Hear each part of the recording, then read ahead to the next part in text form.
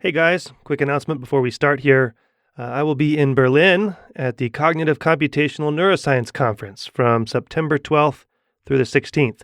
If you're there and you want to meet up for a coffee or a beer, contact me on Twitter. I'm at PGMID, PGMid, or email paul@braininspired.co.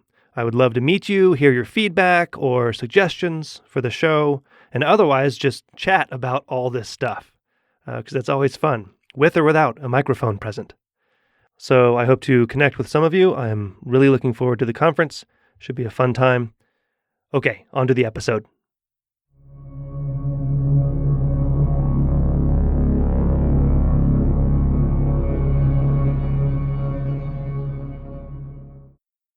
I mean, how are you going to actually articulate a notion of concepts that's sufficiently rich, interesting, and bizarre? Because thought is bizarre.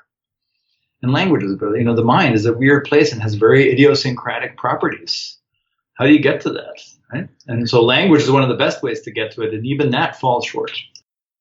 How do you keep friends, sir? I don't have friends. I'm just trying to be nice to my family. So That's hard enough. It's hard. That's already a lot of work.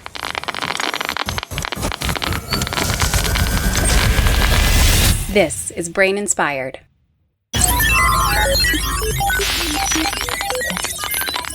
How do the words that I'm saying mean anything to you?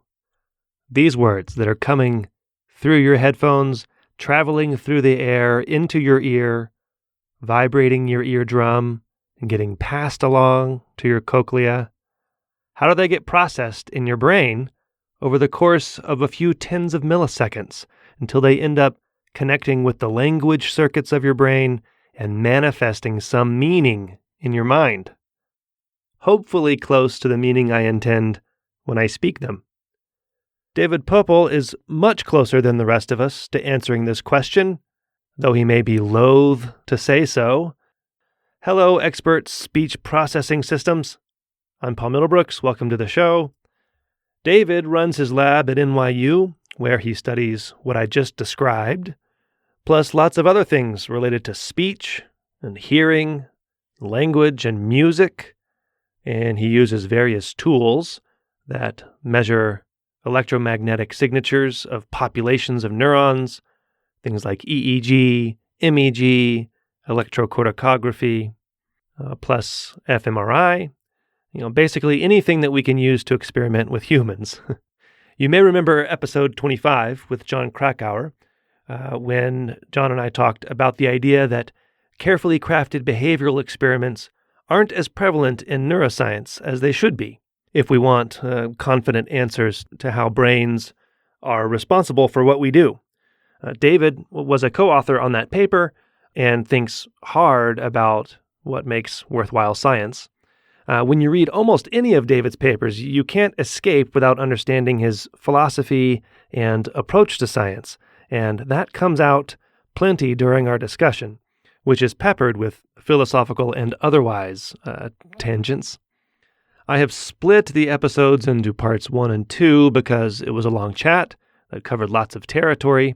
In this first part, we talk about how fast we produce and can comprehend speech, how language and thinking interact, the difference between language processing and speech production and perception, the impact on David that David Marr and Tommaso Paggio's levels of analysis kind of thinking has had. And then we end up talking about his work on how brain oscillations might underlie how we get from sounds that hit our ears to meanings in our minds. So in part 2, which I'll release in a few days, we continue along this path and talk more about the state of natural language processing and deep learning with respect to speech and language and how it relates to neuroscience.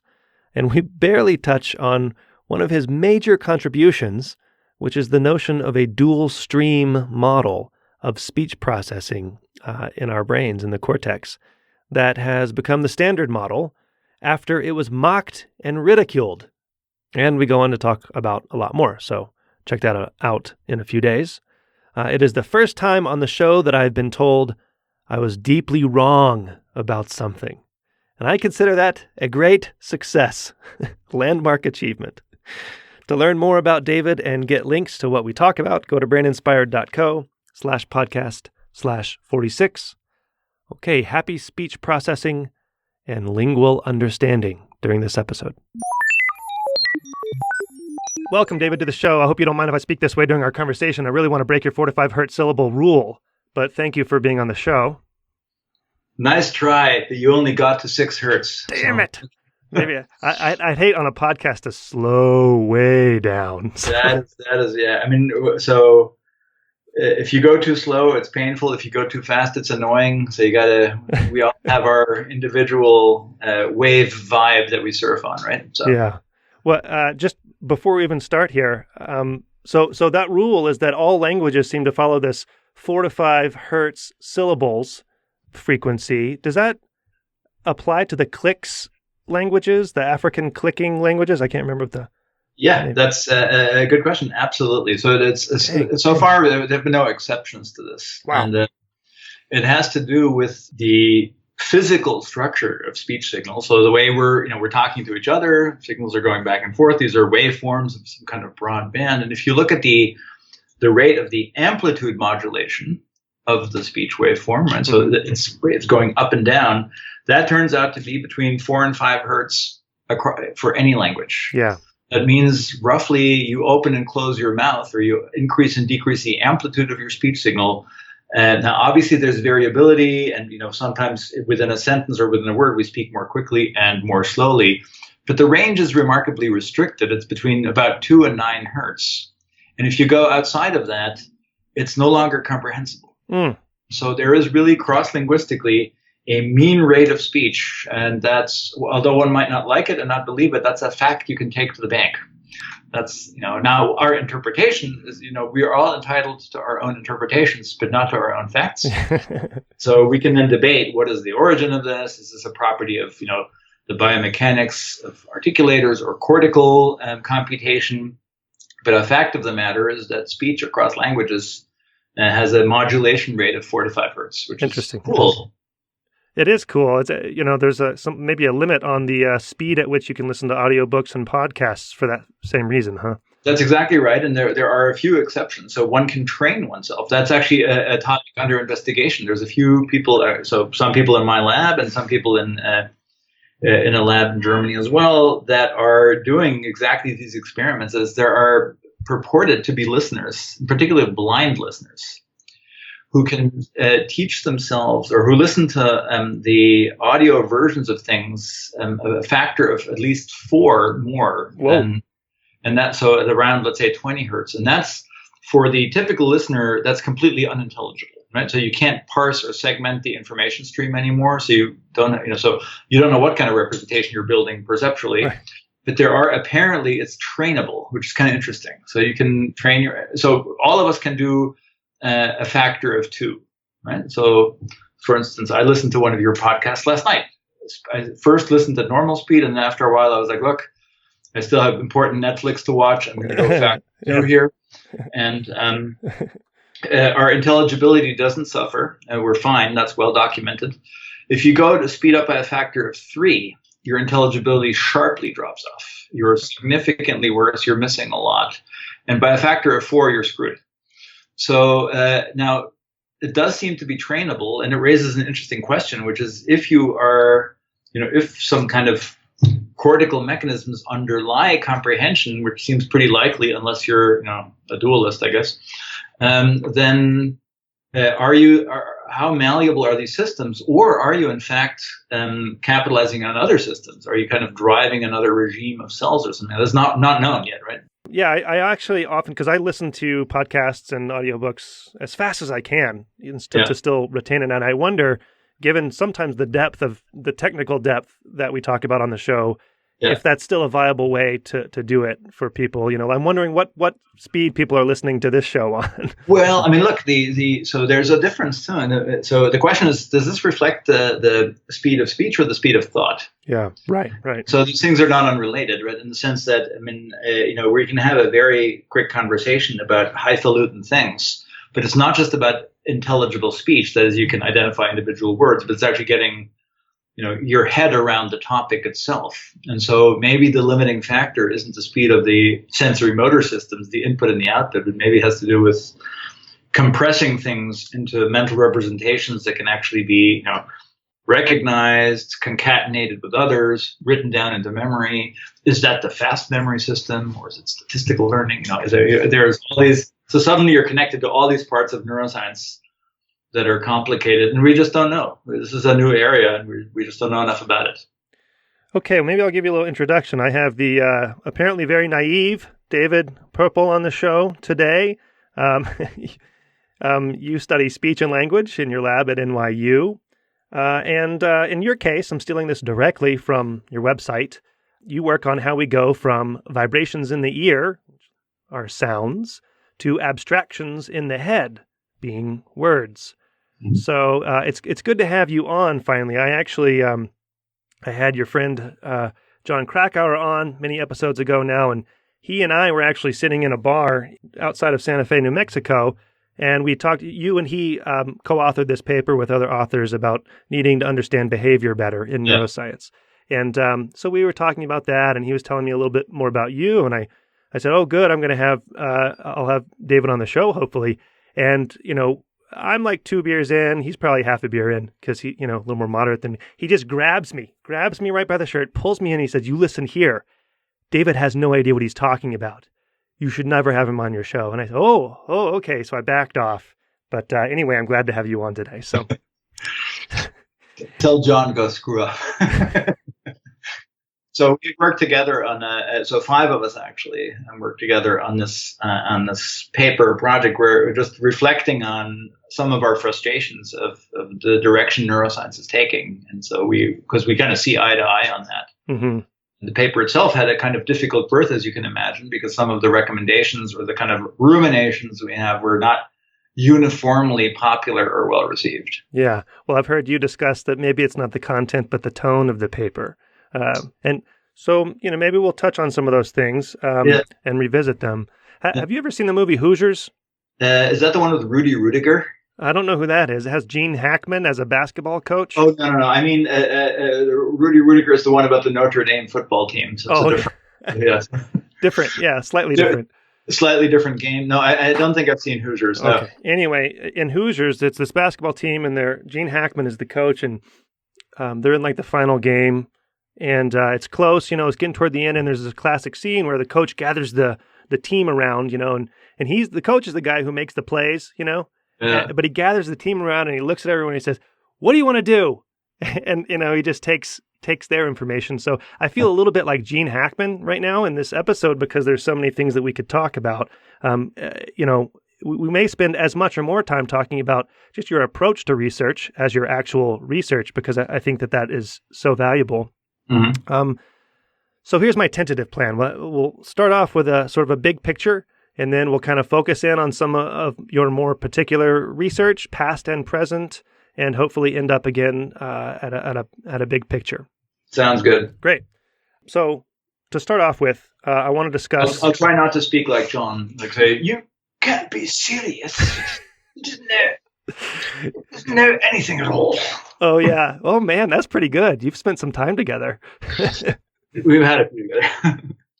You should do a double episode with us. That could be entertaining. That would be fun. I'm hopefully having some double episodes coming up. So, okay. So I want to start off with a few questions about language and speech in general and how it interacts with our thoughts, which you've already touched on talking before.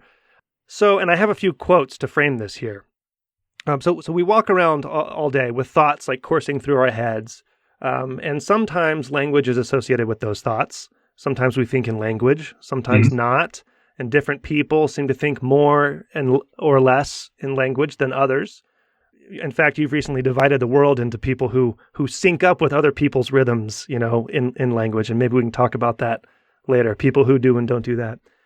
So, so many people have exalted writing as a way to clarify their own thoughts. So the idea that formulating your thoughts into language is a valuable process.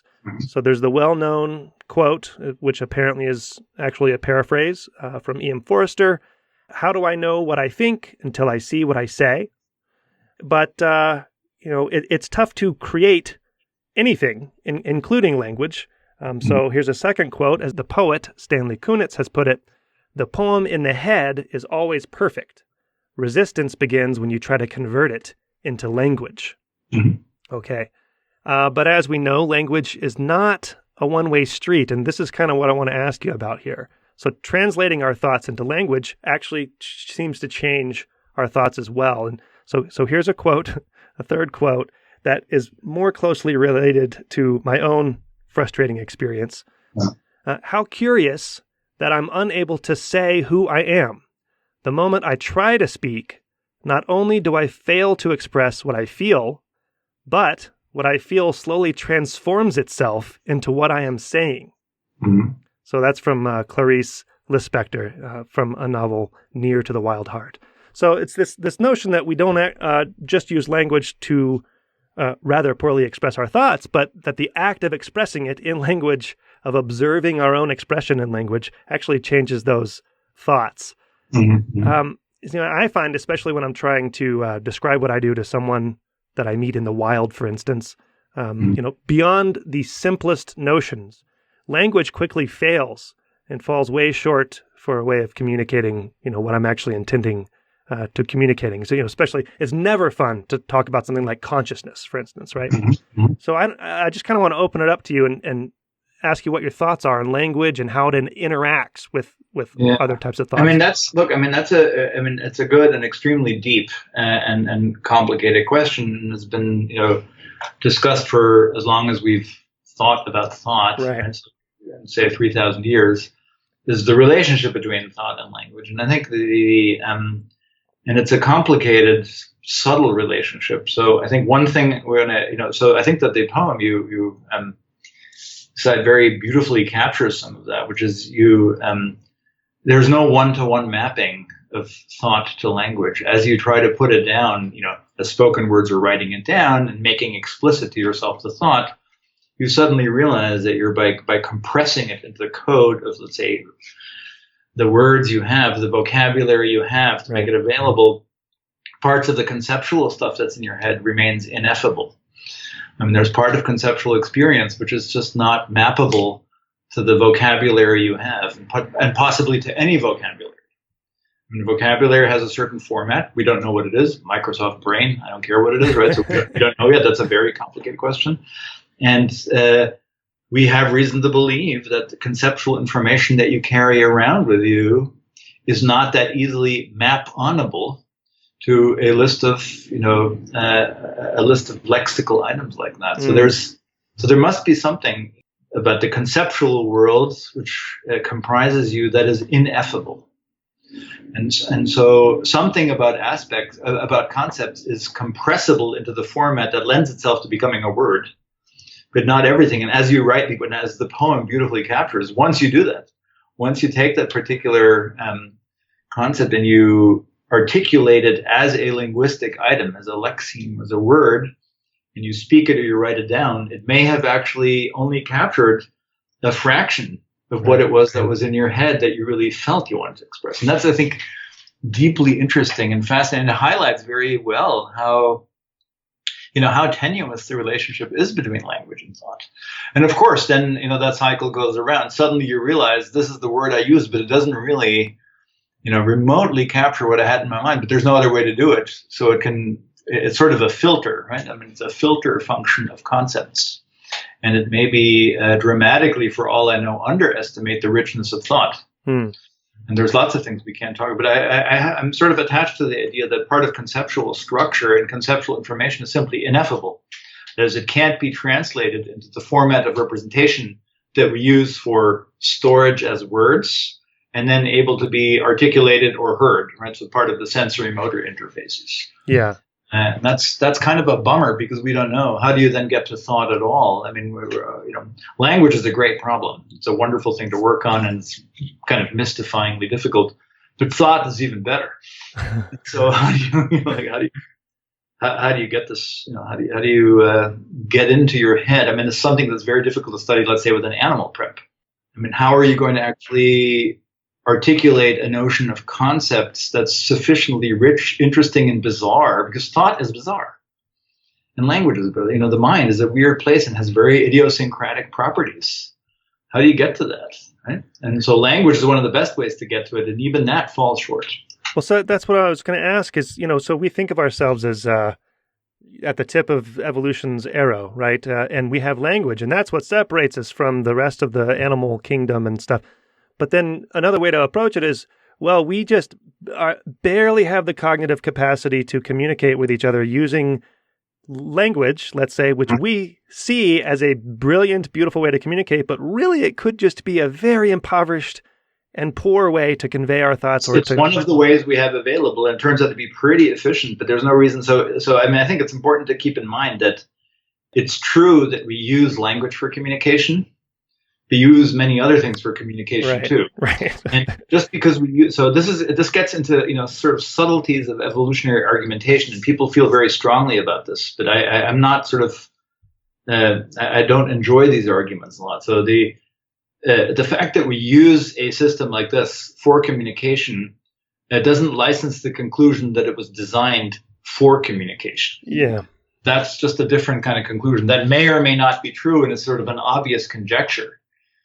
But just because we can use a series of words and we to exchange them, it doesn't, some aspects of that lie under evolutionary force, but that doesn't mean it's designed that way, right? It could be, it's just, so for instance, an alternative is it's designed for thought, as we're just, it's a way to take a kind of mental representation, let's call it, for lack of a better term, thoughts, and compress them or compile them into a kind of representation that allows things to be put together and then maybe, connect to the sensory motor interfaces. We just don't know. We just try to do the best we can to study the properties of this thing and try to figure out how it works. And it's, really damn complicated, because the models are very coarse that we have, because we can't do certain things experimentally. We're left to very gingerly approach these issues of the relationship between language and thought. But I think here's a very trivial example, but one just to, make it very explicit to the putative listener, should there be any to who wants to listen to the two of us. Almost all words have some kind of multiple meanings, right? So take the word spring, right? So spring has multiple meanings. The fact that a single string of items has multiple meanings already shows you that the mapping is more complicated, that there's, multiple ideas, concepts, thoughts associated with just a string of sound. So it can't just this direct mapping. So it has to be, so that there's probably multiple entries, and what are they mapped to? So we want to be very conservative and careful about that relationship. Now, people have super strong feelings about this. A famous line is, the limits of your language are the limits of your thought. Oh, yeah. Wittgenstein. Yeah. And then there's theories, most well known is called the Whorfian hypothesis. Benjamin Lee Whorf was a linguist and anthropologist that, basically articulating that same view. That is, what you have available as a linguistic system in your head is basically a fundamental constraint on the thoughts you have and can generate. I don't think that's right, but that's a subtle issue in the sense, what we were talking about earlier. So, if you can only express certain things, but the word feeds back on the ideas, how does that shape your things?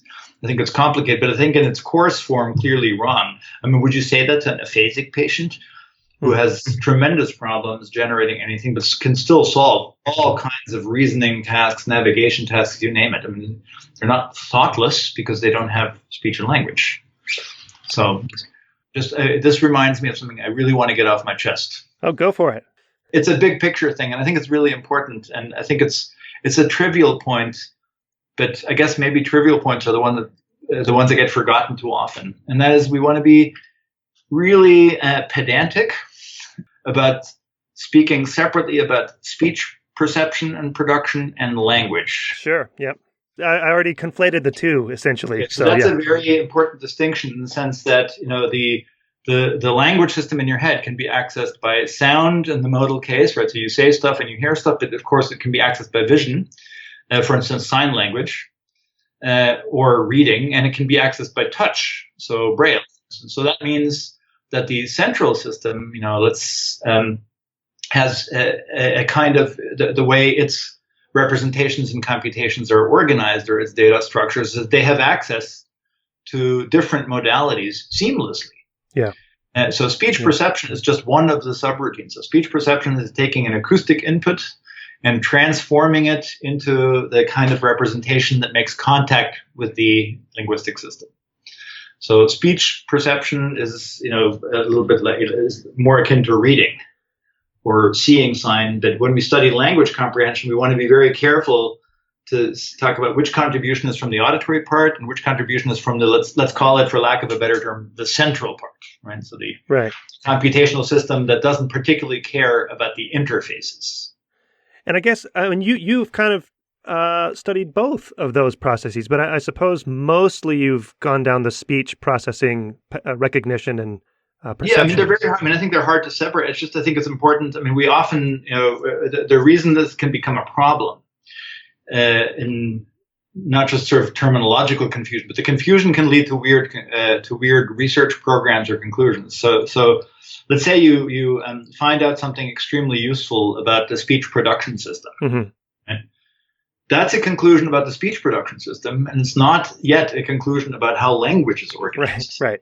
And we do that, and the reason I think it's important we often do that when we're talking about the animal work, right? So there's lots of interesting animal models that are studied for all kinds of functions, some of them be it bird song or the communication calls. We want to be, especially in those cases, crystal clear about what is the system that we're actually studying.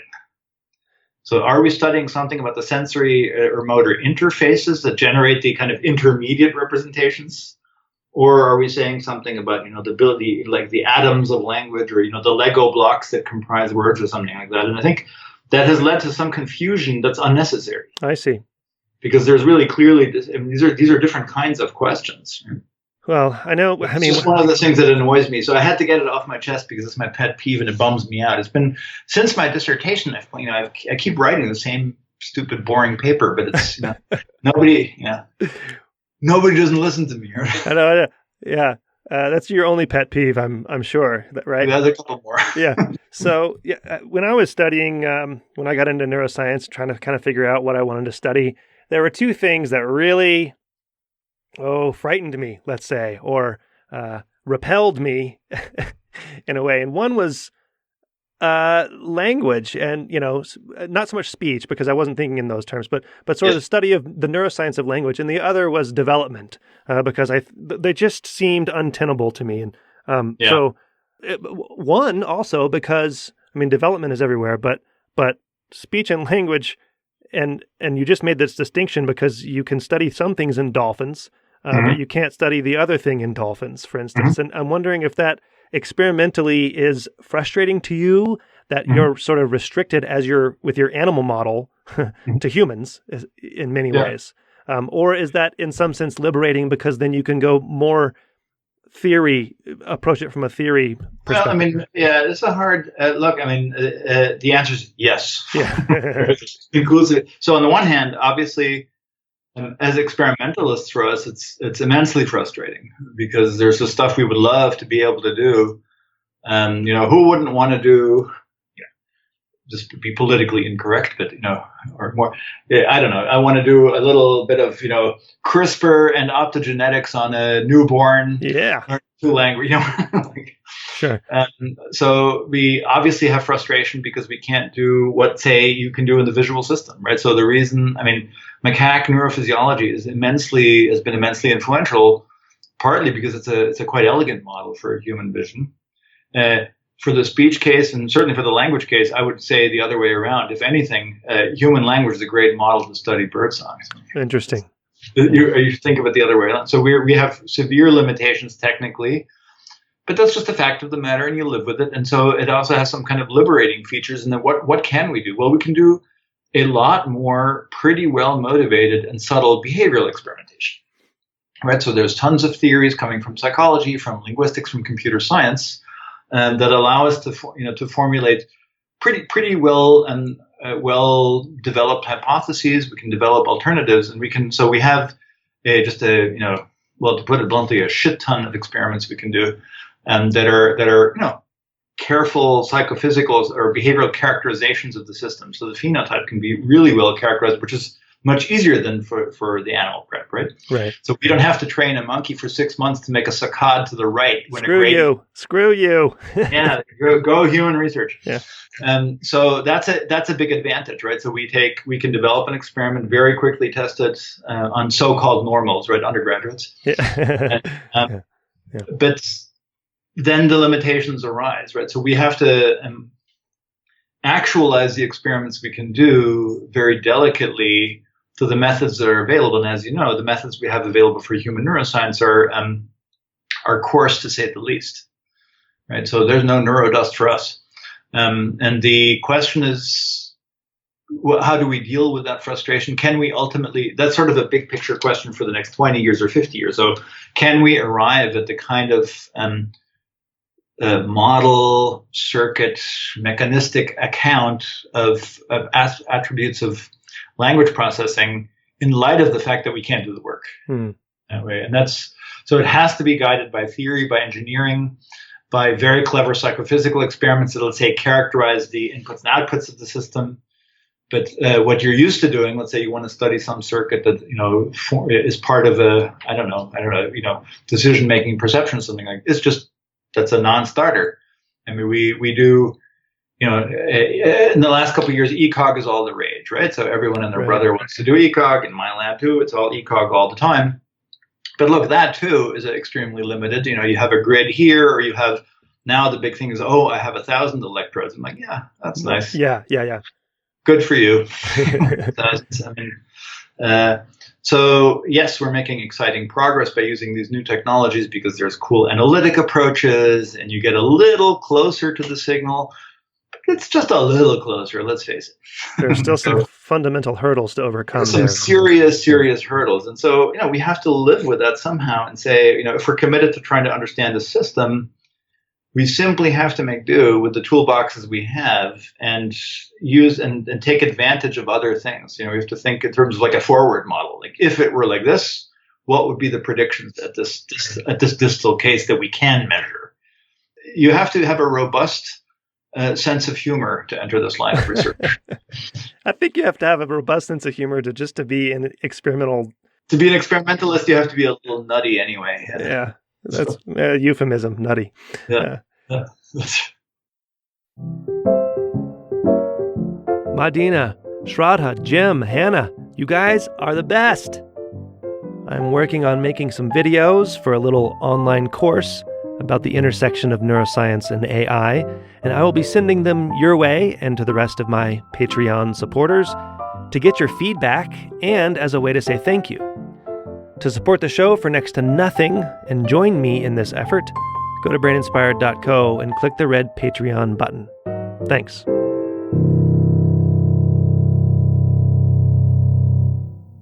So, David, you frame much of your work in terms of levels of understanding, and often referring in talks and papers to the levels that David Marr and Tommaso Poggio proposed.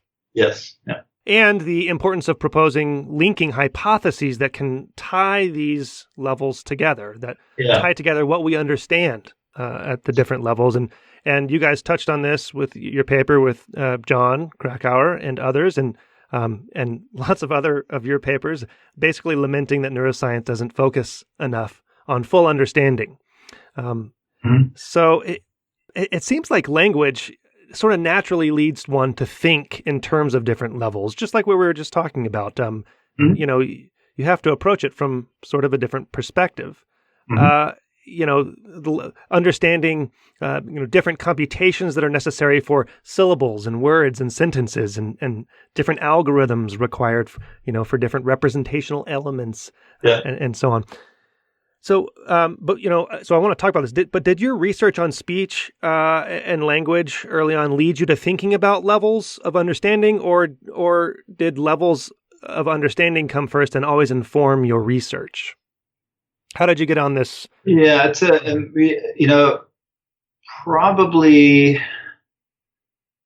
I was very influenced by reading this kind of stuff as a student. How did you come across because I think this is So important I came stuff. across this in classes, right? So as an undergraduate and certainly as a graduate student, I was I was surrounded by people doing vision. Who isn't? Yes. What department doesn't do all vision all the time? So very early on, I don't remember precisely when I was exposed to the kind of Marr framework of thinking of things.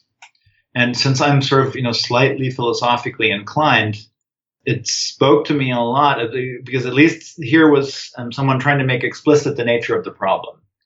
That was trying to say, look, it's all good that you're trying to, let's say, characterize, the firing rates of V4 cells and their contribution to, chrominance detection or something like that.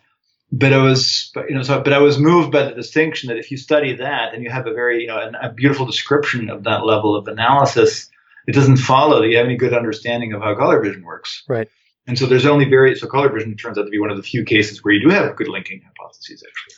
So I was certainly influenced by that. And, and since I started taking a bunch of linguistics courses, I was struck by how successful that research program is to understand different languages, right? So when you start looking at, when you think about language when you're in high school, you think, oh, someone who studies language knows a lot of languages, right? And that's not what it's meant at all. I mean, I do happen to know some languages, but it's about thinking of the problem of language as a problem that's not different than looking at the visual system. Say, what does it mean to have that system in your head?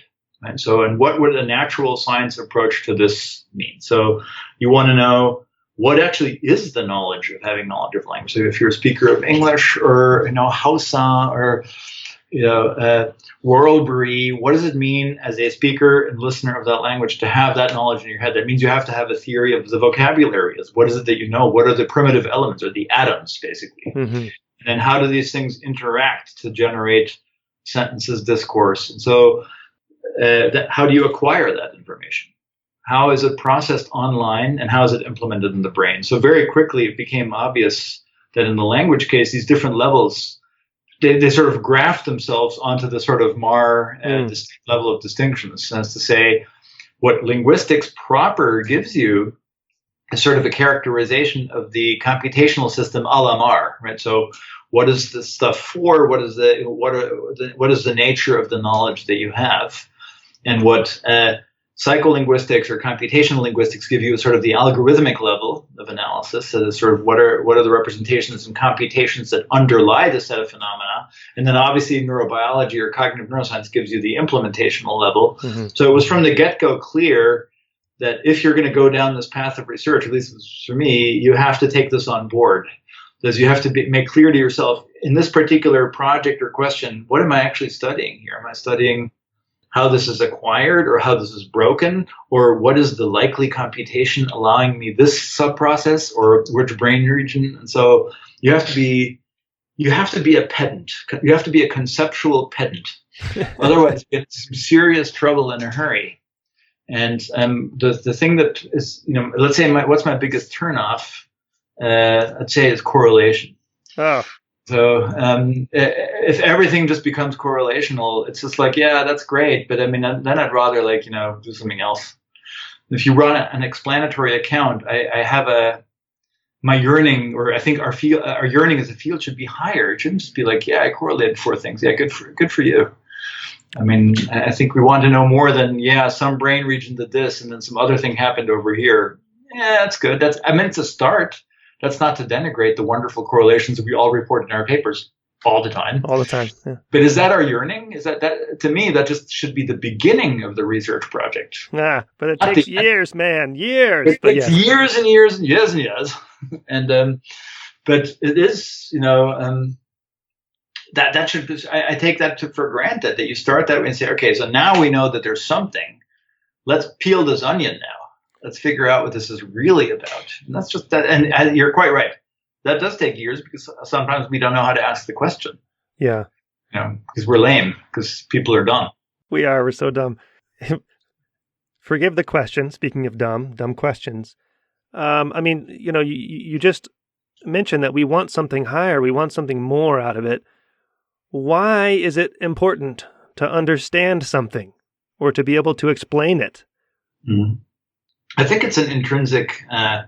It has intrinsic value, right? I mean, so I'm not satisfied. I mean, look.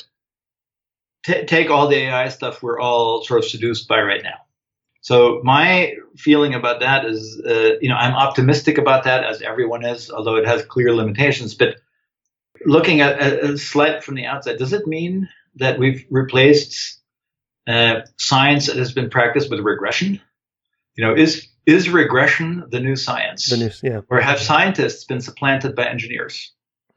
And I mean, I think because our, let's say, epistemological stance has changed to the extent that we say, what I count as success is prediction and model fitting.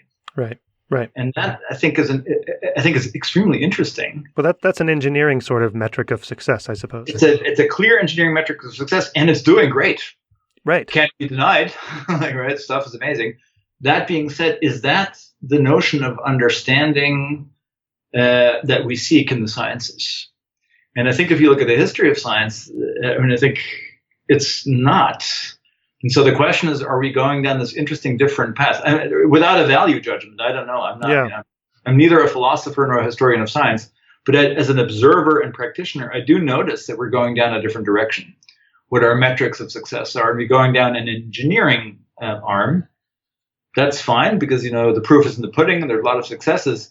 But it does seem like, at least in our area of research, we might be departing from the epistemic foundations of the sciences that we embraced for the last couple of hundred years, let's say, since the Enlightenment. And that's maybe that's good, maybe that's bad, but I think it's an observation worth reflecting on. Well, I often, when I'm reflecting, I often think that my desire to understand something is purely selfish because, like you're saying, all these metrics, like solving the problem, that's very useful, but it leaves something out to me, right? Just because I don't understand it. But then I think, when I die, the goal for me is to have understood something, and then that's just gone. What use was that? That wasn't very useful to understand something. I mean, I guess we all maybe have our own notion of what understanding is and what explanation is. And so for me, a key concept here is that of explanation and theory. And I assume, again, naively, pre-theoretically, that having explanation requires a theoretical understanding of the domain, whatever that domain is, whether it's, quantum chromodynamics or, understanding a word. I mean, it's just the same. And you have to make your own commitment to what you think understanding is and what satisfies you.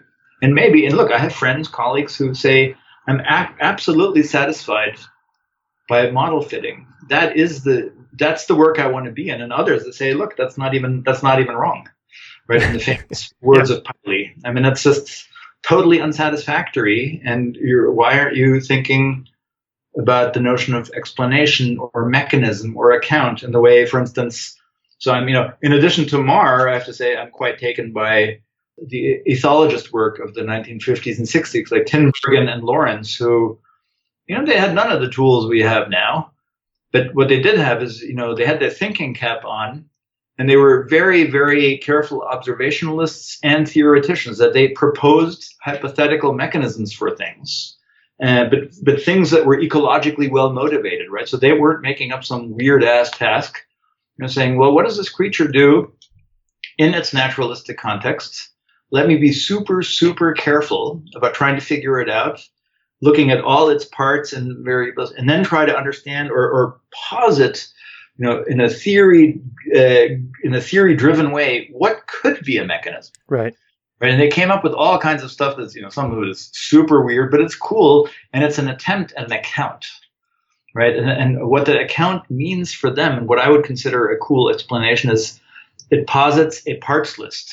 It has a set of primitives, which is a big deal and very complicated, right? And that's the biggest, what are your ontological commitments? What do you think are the elements of the domain? Then how do they interact to generate the phenomena that you're trying to explain? And that they were trying to do, and I just think that's extremely bold and inspiring. And I see what we're trying to do as a kind of not as successful version of that. Is what I would like to know. Let's say, the fact that you can recognize a word is kind of amazing. I'm sitting in New York and you're sitting in Colorado, and we're talking over weird computers, and I'm saying the word, concept. and it goes right through and gets into your ear and goes to the right part in your head. And the fact that that works is really amazing. And the question is, what is its parts list? So for that to work, what are the constituent elements that have to be in place for that tiny transaction, tiny sensory motor transaction that takes no more than 250 milliseconds to work?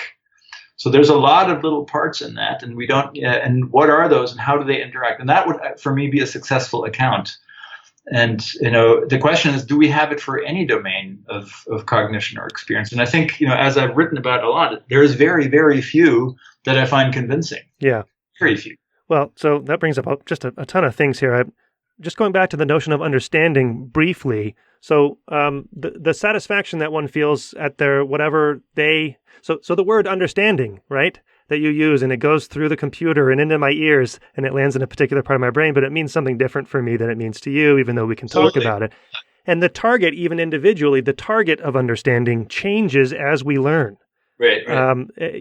What it means to understand something actually changes as we study it. So these are all moving parts, right? So they're moving parts in the sense that, for instance, let's say the sequence of sounds of the word understanding can arrive in your head, but of course its contextual contingencies are different in your head than in my head, because you've been thinking about understanding for the whole morning and I haven't understood it. We have all kinds of statistical contingencies, theoretical contingencies, biographical contingencies. So not only does the correct item have to arrive, but it has to arrive and then be contextualized in its thing, which means whatever its format of representation is, it has to integrate into all the other junk in our heads, like what you had for breakfast and what your favorite theory of understanding is and which philosopher you think sucks. And, all of that happens on the fly. Yeah. That's unbelievably efficient. Yeah. It really is. So in researching you and preparing for the show, I've been thinking about levels from the MAR perspective, and we don't have to stick with MAR, but it's the one that most people know. It's a useful way to sort of summarize the issue effectively. I think other people have thought about this and written about it in a similar way, but I think MAR sort of captured it in a simple and easily graspable manner. So.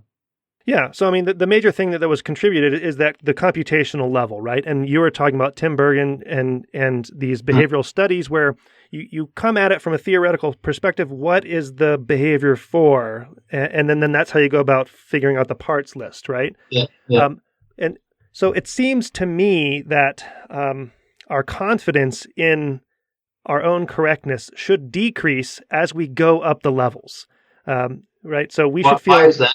Why is that? Because so I'll get to that in a second. I'll get to because you're a sensory imperialist. Because you think the closer you are to the sensory surface, the more confident you are in the encoding. Well, I think that you can. So in the case of like a behavior, like let's say bats flying in the in the night through the forest or something, right?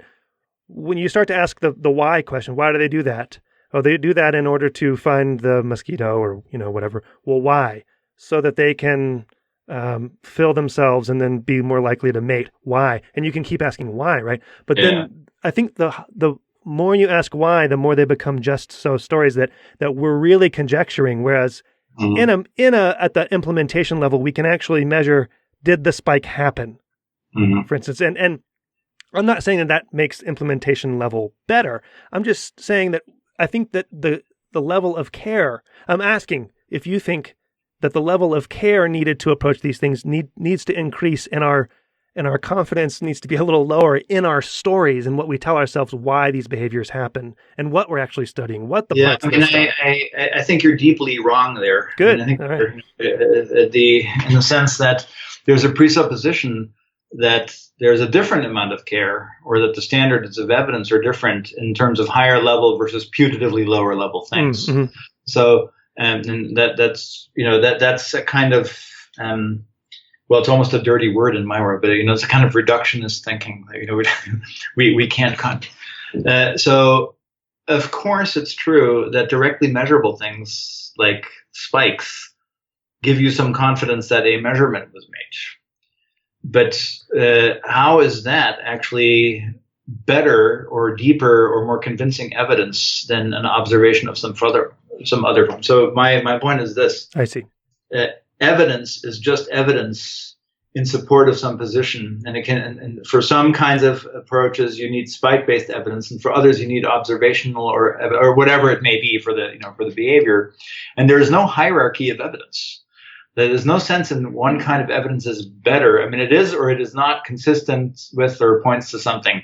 And so assuming that one takes the same amount of just a rigorous and quantitatively well-motivated approach to different levels of stuff, there's no reason to believe that the implementational level is in some sense a better foundation than another level, right? So let's say, to be specific, in my own research on auditory perception or speech perception, we measure people all day long using different neural techniques, the ones we have available, warts and all, right? Their limitations notwithstanding, but there's clearly no sense in which that evidence, which we collect, which is expensive and hard to get and requires a lot of analytic toolboxes, is better evidence for a position than carefully done psychophysical characterizations of the process. So quite frankly, take the case of word recognition. We understand a lot more about word recognition from a few decades of really beautifully done behavioral work than from the last 10 years of neuro work. Mm-hmm. I mean, that's been sort of consistent with this or that position, but the real kind of nuts and bolts about that system, what we know of it, has been beautifully characterized by just very clever studies by a bunch of people for the last 30 years or so. We were like, wow, what a cool and clever idea to study that. And so that's really characterized the elements of the process, whatever the putative parts and the putative algorithms, and that allows us to probe the neural system. So in the case of the paper that John and Asif and Malcolm and that we wrote together, part of our point was simply to say, don't forget that you have the luxury of these amazing data to guide the process of the systems neuroscience or the cognitive neuroscience.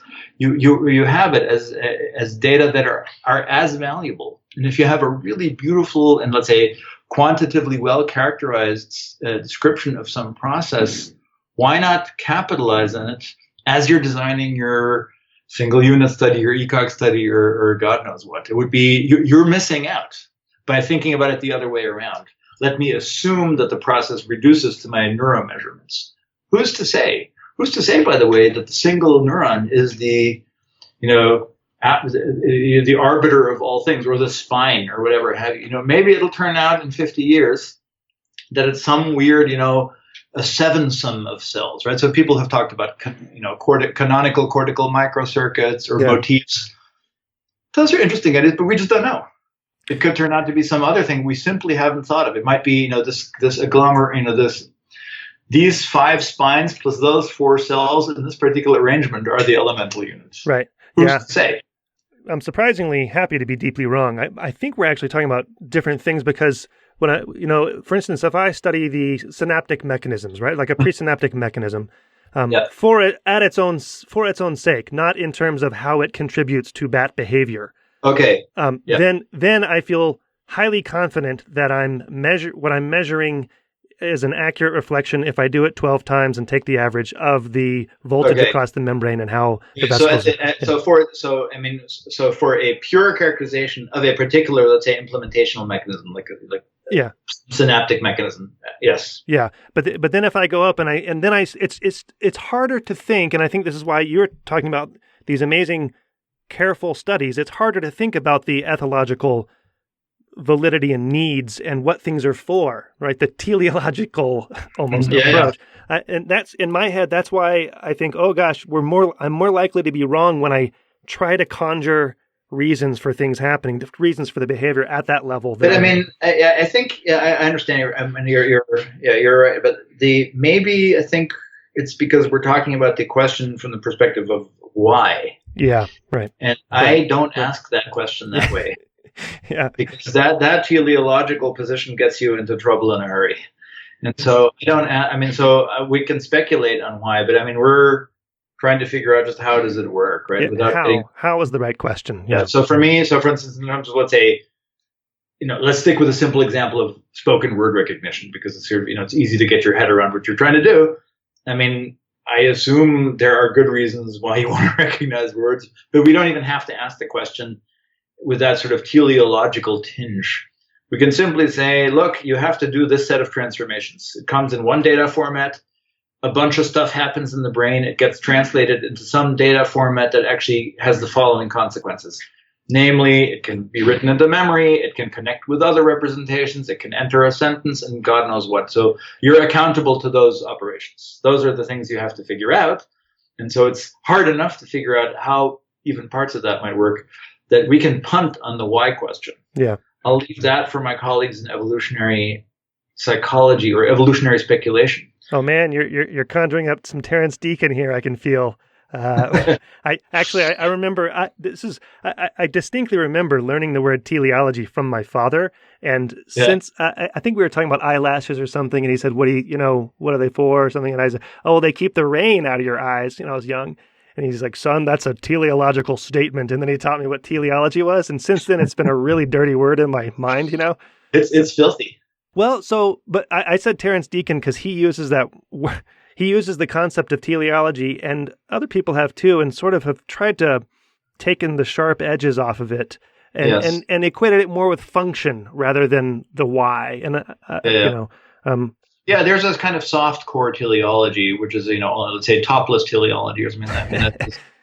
That's not but that loses its sort of logical bite. I mean, the thing is these guys are like Terry and colleagues. They're super educated evolutionary biologists, and they know more about all the potential nuances and mechanisms than I do. But I wonder whether it's ever necessary to invoke it when we're talking about biological. I mean, we're all evolving all the time. We're one current endpoint of a whole bunch of organisms that are currently around. There's a bunch of there's no ladder, but there's a kind of coral tree, right? And so we went down this interesting path. So. Teleological explanations seem to me largely unnecessary at the moment. I mean, we can wait for that. Again, I'll wait for the movie. I mean, we have a lot of heavy lifting to do just giving an accounting of how this stuff works. It's a complicated place to head, right? I mean, forget the language stuff. I mean, we're trying to figure out things for which we have wonderful animal models. Like, how come well, actually, let's take the example that's sort of parallel in the vision case, which is object recognition. Yep. So there, we have animal models, we have computational theories, and we have all kinds of stuff. But there, too, we have problems and tricky bits about figuring out visual object recognition. And spoken word recognition is not that different, except we don't have the luxury of the animal model. So we don't have, 30 to 50 areas in the visual system. And we don't make do with what we have. But the end point is not that dissimilar. That is, we try to create a representation that's amenable to being stored, combined with other things, retrieved, also that has invariant properties, because you can recognize it from different viewpoints and different contexts, different illumination conditions, and so on and so forth. So that's very similar to the language problem as well, the problem of invariance, which is non-trivial to say the least. And so, are we better off? I mean, I don't know. I mean, the language, the spoken word recognition case and the object recognition case are not that different. We're kind of struggling in both. I mean, we're not. I mean, we have one. So let's take the current, let's say, the orgy of AI models. Great classification performance, but that is not equivalent to what we have as a mental mind/brain representation of an object that we can insert into inference, not just classification. I'm more than just cat. Yeah. There's just more going on, and so. We come up against clear limits, and the spoken word case is just the same. There's amazing systems now for automatic speech recognition. Their performance is awesome compared to, let's say, 10 years ago. It's cool, but that's not the same. Having solved that engineering challenge is not the theory of the mind and brain. That's just not the same ballpark at all. And so, I mean, while I'm totally impressed, I still, we still have our work cut out for us in terms of the theory of psychology and neuroscience. It makes me want to jump straight to that topic. I'll try to hold off though, because I still want to get through a little bit of in terms of levels, if you can hang with me. Yeah. because there's a lot of stuff to talk about. There's a lot of stuff to talk about in general. So I appreciate your time. Well, the levels thing is I think it's a deeply interesting and serious problem. And so it's, in some sense, look, so people who come to my lab, students or postdocs, I always, invariably they get sick of me within a week because I carry on about noir like some kind of weird, But I think it's important, and then you're welcome to disagree about these things. But I think it's really important to get your head around the nature of the problem. Mm-hmm. And I think it's disingenuous not to point that out right away. That regardless of whether you're here to do a you want to do some fMRI or some MEG studies on this, you have to tell me how it is that this relates in some systematic, principled way to the problems that we're trying to actually grapple with, which are at a different granularity. And it's just not, I'm just not game. If you say, look, I recorded this cool, evoked response or oscillation or God knows what, unless you tell me how it relates in some principled way to the putative representation in your head, which is also well motivated. So I'm just not willing to play until, obviously we then proceed, but you at least have to have a sort of self-awareness that different levels are different, and finding good links, and that doesn't mean reductions, by the way. That means sort of unifications between levels is extremely challenging. It's just not a gimme. So linking the levels is a case where two outcomes are interesting. Both outcomes are interesting. So it would be interesting to find a cognitive function at the computational level that simply cannot be linked to the underlying brain implementation. Absolutely. It would also be interesting, and maybe more satisfying in some senses, to find a linkage. What to you would be more interesting, and what do you secretly hope the answer is? For language, let's say for language, for instance. I'm totally vanilla on that part. I would be blown away if we had a story where we can identify some, cellular property or circuit that implements a particular computation that in turn leads to things. So I have a very specific example that animates me that I've written about occasionally, and that's which I've always had great admiration for, and that's the case of sound localization of the barn owl. So that is not like word recognition. It's to some extent a slightly simpler problem, but it exemplifies, I think, the MAR levels quite beautifully. And this is, of course, work famously done by Catherine Carr, Mark Konishi, and colleagues. And the reason it's an interesting problem, well, it's just a cool problem, right? So barn owls have to do sound localization in the dark, as do their prey, right? So let's say you're some mouse running in the barn, and it all happens in the dark. And the way sound localization works in these critters is by basically temporal cues in the auditory system, right? So you can, let's say, do azimuthal localization around some angle because of time differences. So there's a lot of ways to solve this problem from a mathematical or engineering point of view, right? So how do you point a cannon somewhere? And what I found so elegant about this is, so that behavior is well characterized by ethologists and by people just watching, what's going on here.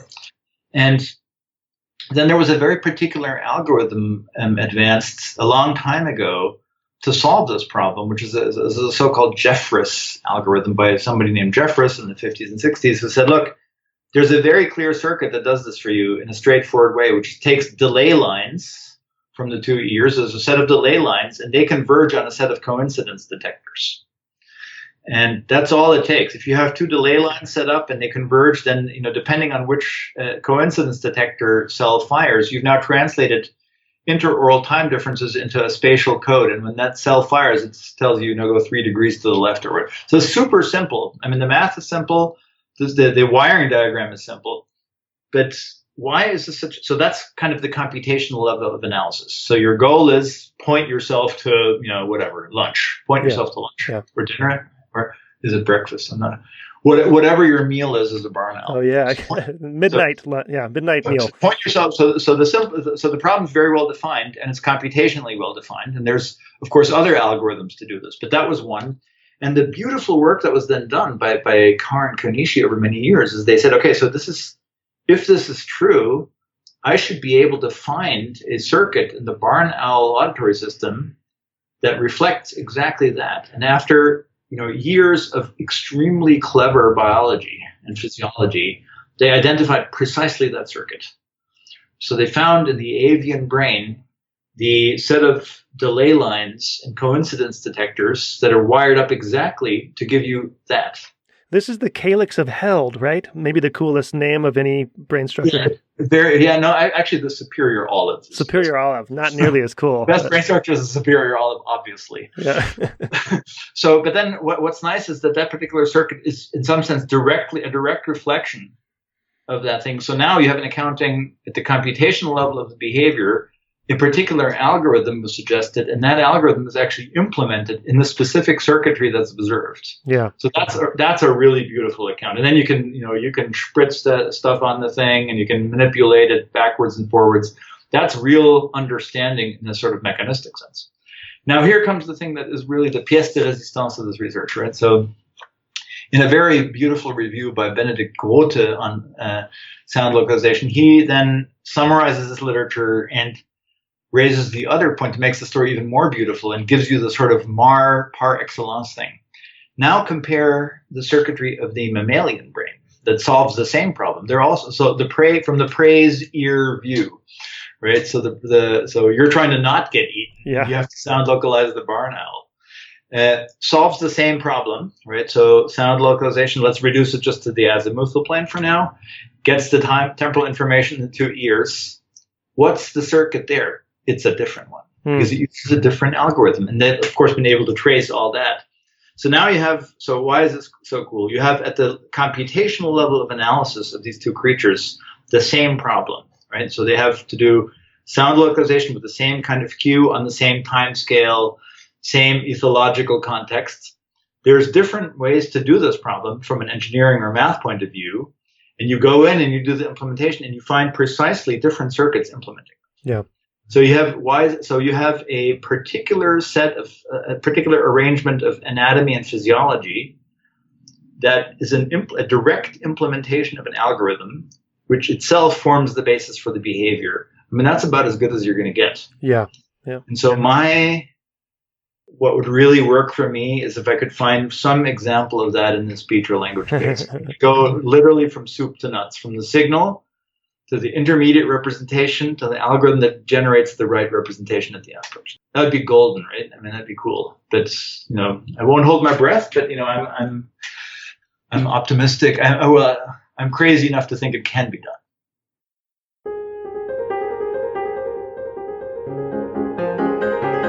Do you think that we will ever know how it feels like anything at all to be alive?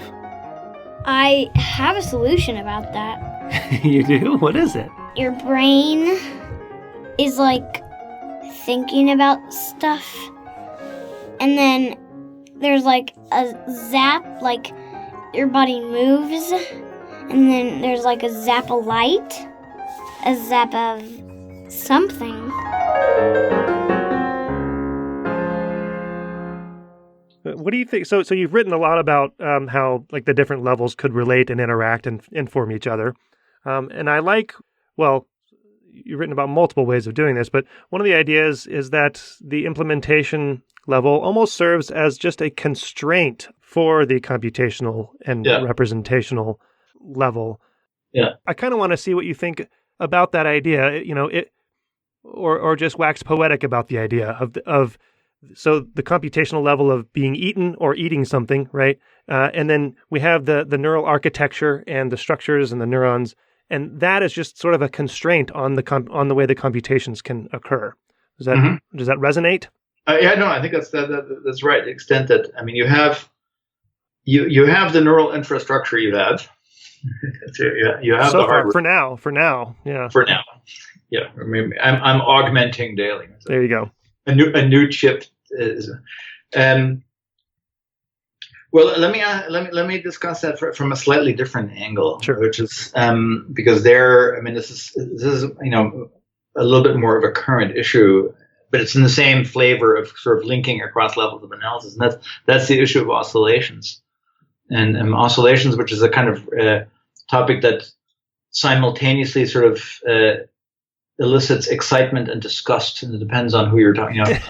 So, and it's a topic that has split the field a lot, right? So there's a lot of people who are really fundamentally excited about it, on board, and sort of exploring it in different ways, literally from intracellular recordings to high level systems. Yeah. And then there's a substantial contingent about colleagues who are deeply skeptical about that. I mean, where my favorite line is, it's the exhaust fumes of cortical computation, or it's epiphenomenal and so on. And I think my own view at the moment is that really the evidence in favor of a kind of interesting role outweighs the evidence against. And so I'm sort of on the pro. I'm interested in exploring more about what oscillations might mean for perception and cognition. Well, yeah. So yeah. What is that? So why, how does it fit into the discussion?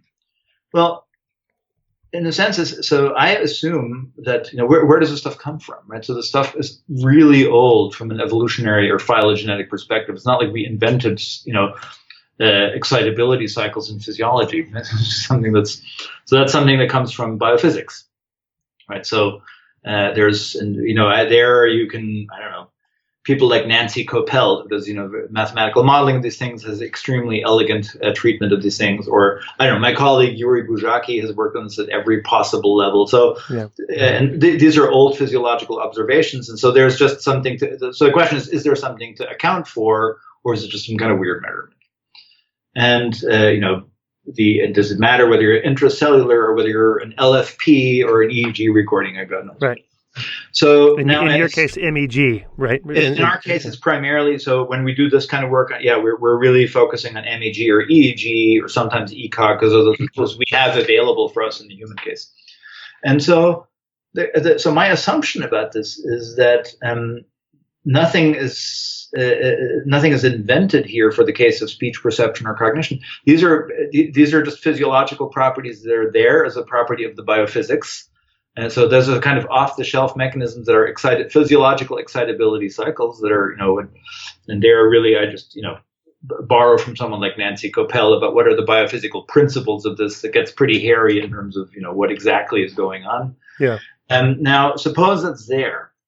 Would you, if you're a perceptual system, build on that or not? Well, if it's a big signal, then it would be very odd not to. So the question is, do you?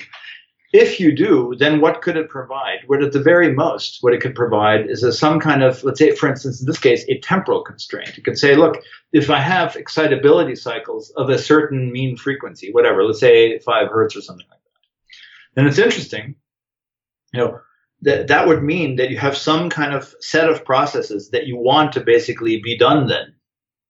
Now, it doesn't matter what it is for now, but it says if that's your excitability cycle physiologically, then you want to have, and then that's basically like a chunking rate or an integration constant or whatever you want to call it at that rate. So it doesn't tell you what the computation is, but it gives you a very clear temporal constraint in this case, maybe also spatial if it's across populations. That's right. It says, look, it is what it is. These are the Lego blocks you have. And whatever you're doing, it better fit into this because this is when I'm turning off because this is when my AMPA shuts down or my my ion channels are open or whatever. Mm-hmm. Right? So I mean so instead of being sort of purely epiphenomenal, if it's a physiological signal that's been there and it has been there, it's there across all creatures and so on, right? And across, then it seems very weird not to use it since it's a very big signal. And so we've exploited what it might be used for. And so in this case, what a study of the implementation level alone, right? So this is just looking at physiology waxing and waning, says, well, what kind of sort of formal constraints am I providing for an algorithmic or computational analysis? And so there, my conjecture is what I'm providing is a time constant. Mm-hmm. A time constant that's it's not periodic, but it's sort of within a distribution that says, if I'm happening within this distribution, I'm somehow unitized. So it's like a sampling rate, or it's whatever you want to call it. I mean, there's different metaphors we can use, but so the suggestion is that a very methodical analysis and characterization of the implementation level here provides you kind of guideposts in which way to look for what kind of algorithms might be the right thing, what kind of units of representation, what kind of time courses, and so on. So I think that's not crazy, honestly, and I don't think it actually conflicts with the importance of impulse responses, of non-oscillatory phenomena. I don't see that, every time you mention the word oscillation to people, there's like a red flag, they go crazy. So one of my friends here who I was actually meeting with before we started talking, Tony Mofshin, who's in my, just goes ballistic on this. We already had we practically came to blows already this morning on this. So I just don't see any, it's not like teleology. It's not a dirty word. Yeah. It's just a description of a phenomenon, and it's incumbent on us to figure out what is this about, and does it have causal force, and does it matter for perception and cognition? And my answer for the moment is yes. It does have causal force, and so that's it. Well, let's tie it together, because this is sort of we might as well just talk about your work on linking these different levels, right, in the world of oscillations. Yeah. I started the podcast off trying to beat your 4 to 5 hertz limit, and maybe I'll just say, the linking hypothesis is that you have these neural oscillations, right? And what you have found is that as waveforms come and hit our eardrum, the neural oscillations link up well with the waveforms that are hitting our eardrum. Yeah. And not only that, that then you can take it a step further. So that's at the syllabic level. At the syllabic scale, that's right. But then you can join these things together in slower oscillations, right? Because you have to link multiple things together. And that these eventually lead up into meaning in our mind at oscillations. At slower rates, yeah. Yeah. So do you want to just talk about that? That's sort of the grand picture, I suppose. Yeah, that's one of the ones where we're trying to be explicit about, how do you go from, the parts at one level to the parts at another level. And so I think we have a pretty good story for the input level. So we're having this conversation. If I take that signal, and I analyze the signal of our conversation, or actually any conversation, because we've done that already, as have many other labs, by the way.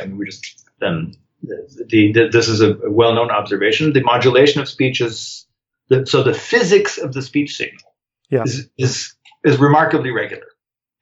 So it's between 4 and 5 hertz, and its peak is the peak in what's called the modulation spectrum, right? Okay, so that's just fact one.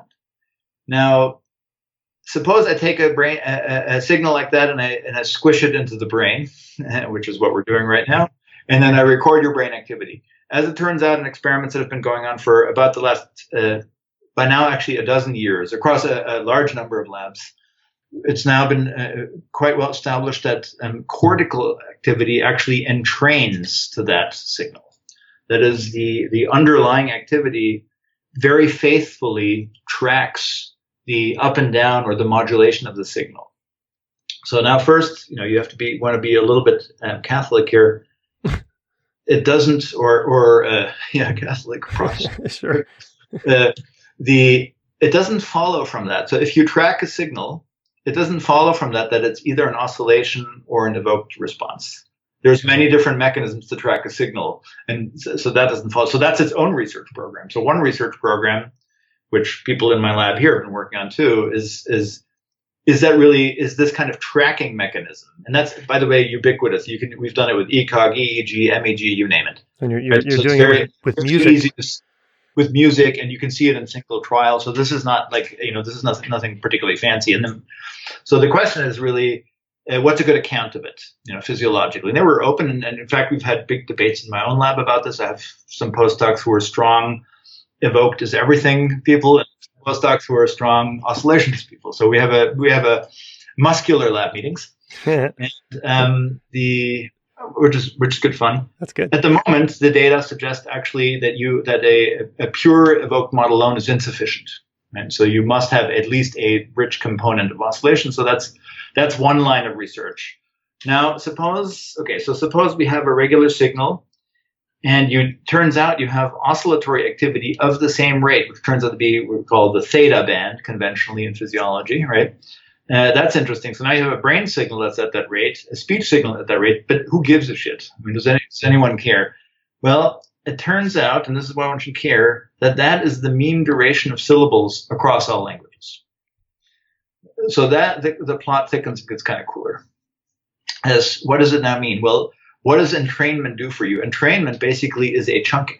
Mm-hmm. So if you entrain to something, it gives you basically the chunk rate of the item. And if the chunk turns out to be related to something that's actually behaviorally or cognitively meaningful, then you're in business, because now you've extracted from the input waveform, which is just some physical signal, some intermediate unit, which you can now you have to do some other complicated. You have to decode it, maybe through a predictive mechanism. You have to turn it into something useful. But at least you've solved the intermediate step of what size chunk do you need and what size chunk are you looking for from a computational point of view. And that's pretty neat. So I can at least go from sound to the right kind of chunk size, which is syllable, which is a meaningful unit for us. That's the Lego piece. That's the smallest Lego piece, I suppose. Smallest Lego. Well, there's smaller Lego pieces, but that's the one we have a really good story for.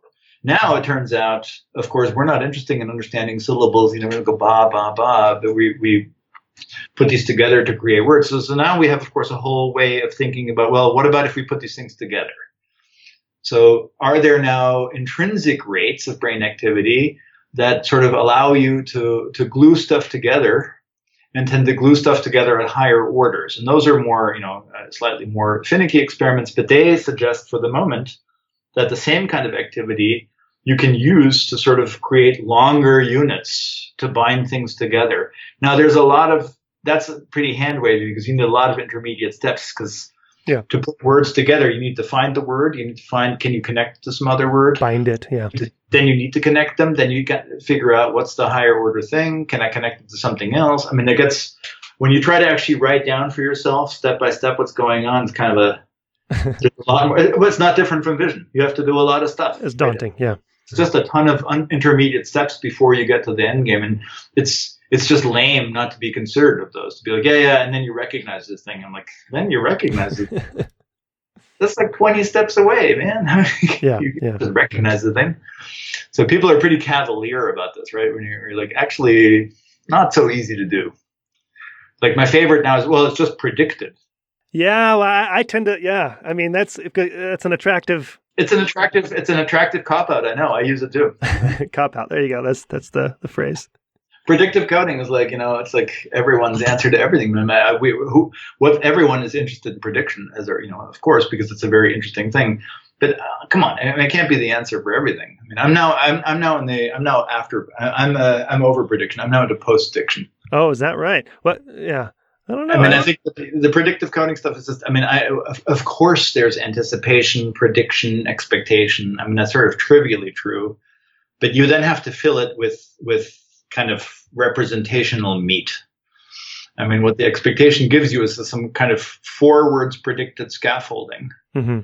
But you need, what do you put on there? Is it a Cape Cod house? Is it a castle? The nitty gritty turns out to matter when you then use it in the subsequent computational step. I suppose in language, the predictive processing ideas are really getting thrown out. We can talk about music and lyrics and music, right? Like, I don't know why I continue to like Bob Dylan, because what he's singing means absolutely nothing. He doesn't believe it. He sounds like he believes it, but I'm sort of like predicting my own story, and then whatever he is singing maps onto whatever I have in my head, right? That's right. So there's this prediction mechanism going on there. So there's a cop-out, but... No, I don't want to belittle prediction and predictive coding. Of course, it's an extremely interesting and important thing that, a bunch of us are looking at. It's just, it gets a little tiresome when it's like prodded out for everything. It's as if when you go to talk, if you don't say Bayes and prediction, you're not even there. Yeah. I'm like, I can play that. That's like, I can do that. That's. I think we kind of cut the story short on just your research and building it up to the level of meaning with the story of oscillations. Okay. So we have, and I think we have good evidence at the level of, let's say, perceptual encoding, right? And I think there's and incidentally, what it suggests, not just for auditory perception, but I think it's true, roughly for visual perception, that there's a sort of perceptual grain size for representations you entertain that's on the order of about 200 milliseconds or whatever, 100 to 300. Yeah. That's sort of the from a temporal point of view, the size of temporal representation that becomes the basis for whatever step you do next. I think it's quite interesting, by the way. So I said there's a linking hypothesis between speech signals, syllabicity that's extracted from that, and neural oscillations in the theta band. And I think that's cool, and I think it's a really good hypothesis. It's quite interesting to me that that's also the mean rate of eye movements in naturalistic settings, right? So I've talked a lot to, for instance, Beth Buffalo about this, who has a nice quantification of that in macaque. That's also the mean rate of just making saccadic eye movements when you're looking at a naturalistic scene. So is that an accident that you make, 3 to 5 eye movements per second? Probably not. It would be a cool accident. But the fact that you basically create temporal Lego blocks of a certain size that are, let's say, easy to align might be something pretty deep, because you have to solve the sort of multisensory alignment problem. And if they come in the same grain size, that's way easier than if you have, units coming from one dimension that are all a second long and others that are all 30 milliseconds long. You're kind of screwed. At the periphery, you might have very different time scales because there's different transduction mechanisms. But cortically, in terms of the interpretation of the signal and creating, let's say, experiential primitives, you got to have a grain size that can align with each other. And I think for that, this sort of rhythmicity is really well suited. Whereas, and so the things, even very slow things. So to go to the slow things, in the end, my job is to take a bunch of, syllables become words and you stick them together. Then, of course, the fun begins because you have to look it up in your mental dictionary. You have to grab into the bag of words, yank the right one out. How'd you know it was the right one, by the way? Pretty complicated matching mechanism, which we don't understand. It's predictive processing. Go ahead, though. It's all predictive. It's true. It was trivially true. I predicted the correct item, which is true, of course. So there is a lot of prediction about that because you have contextual cues. This is the famous, I drink my coffee with cream and nobody says feet or socks. You say sugar, and it's pre-activated. We've written a couple of reasonably well-known papers about what that means. These responses to be facilitated because you pre-activate the relevant representation. But you then have to assemble things, and assembling things has to be at a time scale, obviously, that's slower than accessing them to begin with. So there must be underlying time constants that form the basis of putting your Lego blocks together, right? So now I want to put 2 blue blocks together and 2 red blocks. And the 2 blue blocks are, let's say, a noun phrase, like whatever, Angry Birds. And the 2 red blocks are a verb phrase, like, plays easily or something like that. And so my job is to put the Angry Birds together and plays easily together. And now I have to put the foursome together. So to put stuff together into an entire phrase that gets interpreted not just at the individual word level, I have to assemble all of it. So that time constant has to be even slower. The question is, do you have some form of underlying timescale mechanism? Maybe it's oscillatory, maybe it's not. We don't know. That actually provides constraints on what those timescales are. So if you're within a chunk rate, you will be grouped together, structured, read out, decoded. If you break that or you violate that, you might do something different. Right? That's an interesting research. That's currently an active research program. People disagree wildly about it, but it's a natural consequence of the stuff that we, at this point, pretty much agree on the periphery. So the peripheral mechanisms are pretty well suited. And now, of course, this is an interesting case of a cross-levels debate because we're now saying, well, at the implementation level, maybe we should look at other mechanisms that extend. So maybe, let's say, delta activity, cyclicity at the delta level is a similar mechanism. Then we have to show that. And how does it link to things that are higher order? And now the higher order isn't the physical signal like a syllable, but it's a kind of meaning signal, which you have to internally construct. And so things get complicated in a hurry. I mean, at some point, you've got to get out of brain oscillations, especially like when you're reading someone like Terence Deacon, who writes these long run-on sentences that are impossible to follow.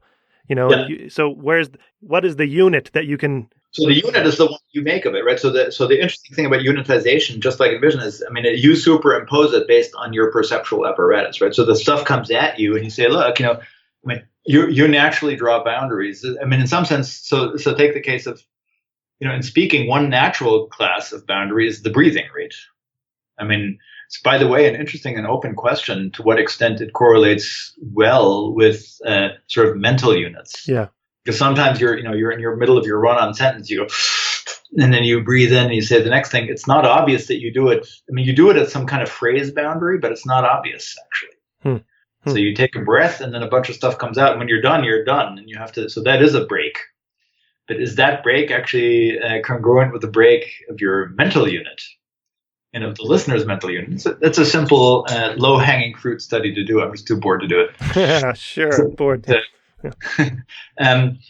So, if such mechanisms are just part of the human brain, although it's part of all kinds of brains, do you use them by force because they're there?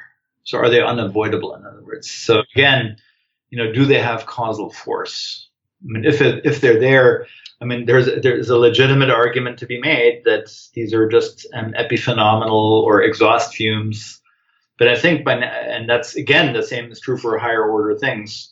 I do think that actually, let's be a little bit more careful here. As neuroscientists, I think the debates at the different levels of time scale have been about different things. So a lot of debate about oscillations and their pro and con it sort of has gone up and down over the decades, but a lot of it about the gamma range, the sort of, the rate, let's say between 20 to 40 milliseconds or so, right, was fueled by the very influential hypothesis by Wolf Singer on using synchronous firing in single neurons for binding in the visual system. Right? So there was a series of papers in the 80s and 90s by Singer and his lab. Singer and Gray. Yeah. Singer and Gray is probably the original, I think, a 1989 paper showing that synchronous firing across regions or even actually hemifields was reflective of, let's say, properties of a receptive field, and maybe the synchronicity was saying, okay, I'm binding whatever left visual field with verticality in my line or something. Very influential, very interesting hypothesis with lots of interesting problems too. I mean, who reads out the synchronicity of the cells and so on? But I think that got people off on a very muscular debate on the role of that kind of oscillation. Is it an oscillation? Is it there at all? Is it really the mechanism for perceptual binding? And so I think, that debate has sort of gone away a little bit because that theory has a lot of problems. It's been very, I think I should mention that what I like about a theory like that is it may or may not be wrong, but it generated a lot of interesting research and debate. Yeah. Right. It was one of those, a big idea thing where a ton of people said, I'm going to totally show it's wrong. I'm going to totally, try to find support. It was very, very, a lot of physiological mechanisms were elucidated and cool experiments were done. So, and I think Singer himself said, it turns out to be not really the right way to think about it, but it was a very, exciting and important research program that he was happy to be part of. So that was a debate on the sort of gamma band, high frequency stuff. In the slightly different stuff happens in sort of intermediate range of the theta band activity, which we were talking about in the context of parsing speech. And there, I think there's considerably less debate about its kind of phenomenological realization, because partly it's just because there's so much evidence from actually stuff like hippocampal physiology that it's not something epiphenomenal in terms of the neural tissue. Mm-hmm. It's just an observation about, whether you record single cells or LFPs or whatever you're working on, you see excitability cycles, and it turns out, extremely interesting theories about how that may or may not support hippocampal physiology, and people have interesting debates, but there was no debate about the phenomenology. And that's also true for cortex. So as people started measuring more carefully and they saw this and that, then there were endless debates about how you measure it and is it just artifacts. And I think people are a little smarter in terms of signal processing than that. I found that a little insulting. But there are legitimate debates. Of course, we can all make mistakes in measurement analysis. But I think by now it's established as a physiological phenomenon. There are all sorts of biophysical models. So now it's a question of interpretation, right? So it's not a debate about whether you see quasi-periodic or quasi-rhythmic fluctuations. The question is, do they do anything? So, and that's where we talked about, successful case and the speech case. So I think that the gamma band is a little different than the theta band. That in turn is different than very low frequency oscillations, which again is, and now we're back to the question, well, are they even there? And if they're there, are they doing anything, or are they just kind of the leftover stuff? I think that's actually currently an interesting area where people just don't know. It's very difficult to measure in the human case these ultra low frequency, like let's say between 0.5 and 3 hertz. It's a shitty part of the signal.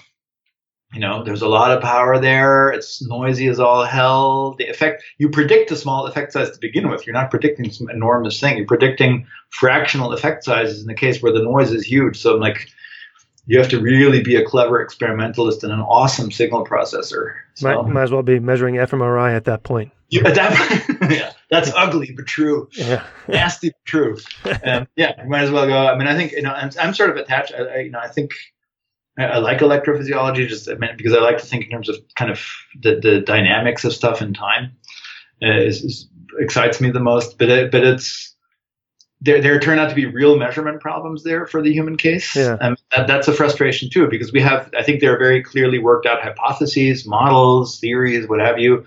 But it turns out to be really a pain to do, the best possible quantitative work and capture the stuff well, just because we're not good at it. We don't have a good, we just have to be really, really do experiments a bunch of times, a bunch of different ways, replicate each other, do it across labs.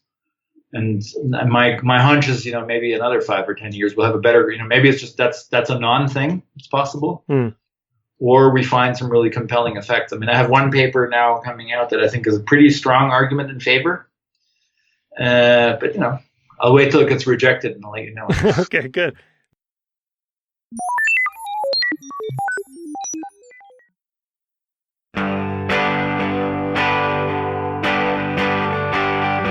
Brain Inspired is a production of me and you.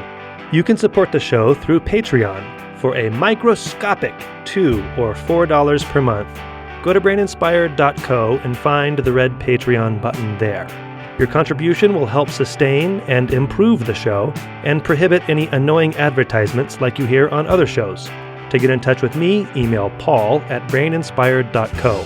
The music you hear is by The New Year. Find them at thenewyear.net. Thanks for your support. See you next time.